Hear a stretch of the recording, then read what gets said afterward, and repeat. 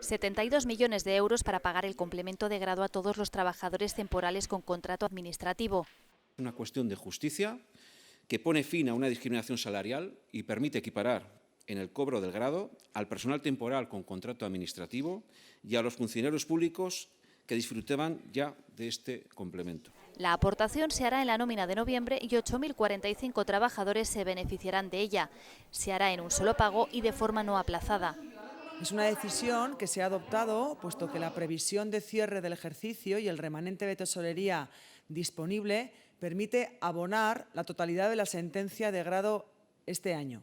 Con ello, el Gobierno foral pretende evitar la vía judicial a los empleados temporales después de que un juzgado navarro diera la razón a un docente que reclamó el cobro de este complemento.